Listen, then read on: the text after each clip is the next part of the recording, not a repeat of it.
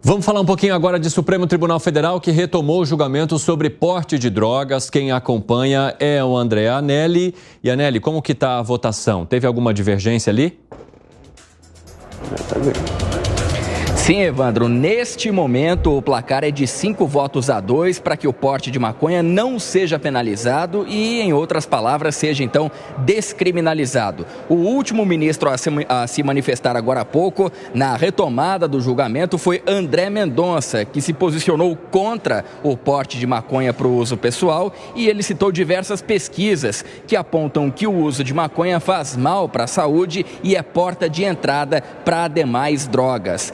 Nesse momento, quem está se manifestando é o ministro Nunes Marques, já direcionando o seu voto também, ainda que não concluído, para fazer somatória então a esses 2 votos que até o momento são contrários à despenalização ou descriminalização das drogas. Antes de André Mendonça e antes de Nunes Marques, que está votando nesse momento, o presidente do STF, Luiz Roberto Barroso, ele que inclusive já votou para não penalizar o uso de maconha, disse que droga é ruim e o tráfico de drogas deve ser combatido. Ele também esclareceu que não está em discussão a legalização das drogas. Nos últimos dias, o ministro tem enfatizado que o próprio Congresso despenalizou o porte de maconha para o uso pessoal em 2006, quando aprovou uma lei que acabava com a possibilidade de o caso ser punido com prisão. Mas ainda ficaram na lei medidas alternativas de sanção,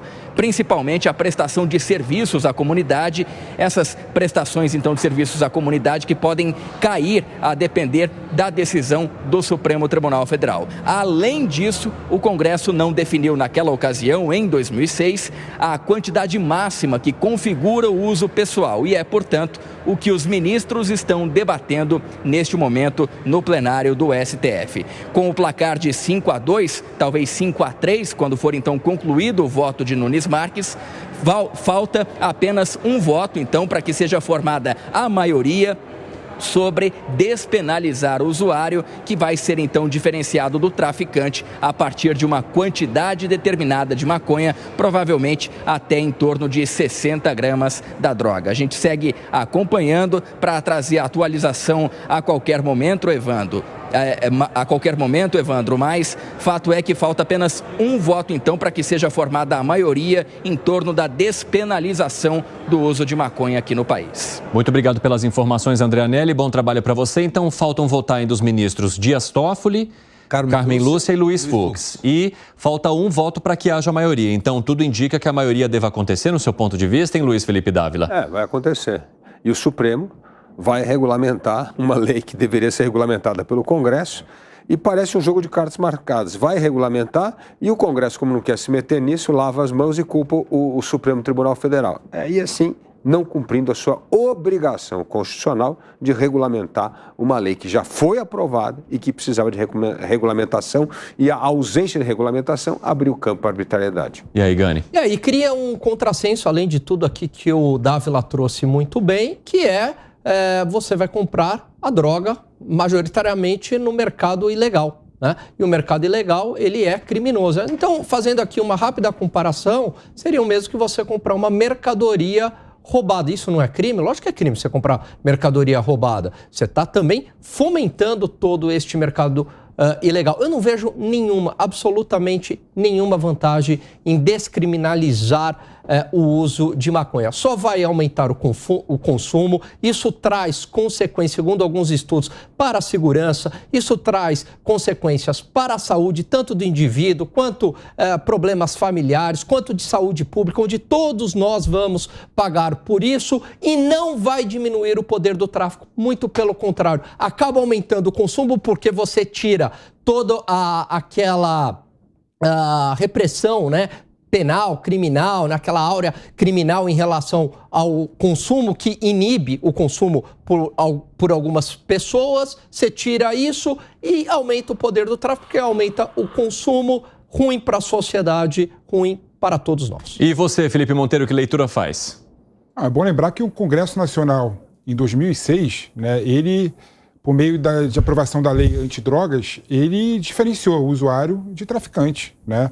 Então, quem despenalizou não foi o Supremo Tribunal Federal, foi o próprio Poder Legislativo no artigo 28 dessa lei. Então, não dá para você definir quem é usuário e traficante de acordo com a cor da pele e de acordo com a escolaridade da pessoa. Então, esse vácuo legislativo, né, fez com que o Supremo Tribunal Federal tivesse que decidir no caso concreto. Eu gosto de falar aqui. Mas a polícia não decide assim. Isso aí é a sua opinião. Que é com a cor da pessoa. Não é. Não tem. Eu te falei aqui o relatório do CNJ. Uma pessoa com nível de escolaridade analfabeta, por exemplo, que é pega com 28 gramas de maconha... 32. 29 gramas de maconha é considerada traficante, não usuário. Já uma pessoa de nível superior é considerada traficante só se portar mais de 40 gramas de maconha. Olha aí. Isso é um estudo. É um estudo claro, né? Mostrando o apartheid social que tem quando você quer definir que é usuário e traficante. Por conta dessa desigualdade, faz todo sentido o Supremo Tribunal Federal resolver a questão. Faz sentido para você, Gustavo Segré? Não, nenhum, não faz. É uma questão legislativa e tem que ser resolvida na questão legislativa. Hoje o Felipe não briga somente conosco, ele brigou hoje também no Morning Show com Palumbo. E Palumbo explicou que pode ser uma pessoa que pega com 1 quilo e nesse quilo ele pode ser considerado usuário pelos antecedentes, porque está sendo dizer, eu comprei 1 quilo porque vou usar e vou estocar na minha casa. Eu acho confuso essa determinação, porque ontem o próprio Felipe falou, não precisa comprar, pode plantar na casa. Tá, se plantar e essa plantação for maior que 60 gramas, como que fica? Seria considerado o quê? Porque ele plantou na casa dele. Ele não é narcotraficante, mas ele é um usuário de mais de 60 gramas. Se a polícia for lá, tem mais de 60 gramas. E aí, como vai ser considerado? Então, uma situação muito confusa em que, pela primeira vez, pelo menos que eu saiba, é liberado o uso de um bem, de um produto ilegal. Ou seja, você está liberando o uso de alguém que você não pode comprar. Se quiser fazer direito, então, libera para uso e libera para venda. E aí você vai ter controle sanitário, Anvisa participando, como foi feito no Uruguai, por exemplo. Inclusive por uma questão até que defendia que o uso do cannabis para óleos, para determinadas coisas, pode ajudar a determinadas doenças. Mas é uma coisa regulamentada pela Anvisa. Senão você está liberando o uso e não libera a venda. Está propiciando que cresça o narcotráfico. Tem vários casos que você libera o uso e não libera a venda. Um deles é que esse vape. O vape, por exemplo, que as pessoas fumam naturalmente hoje em dia, é normal, muito normal.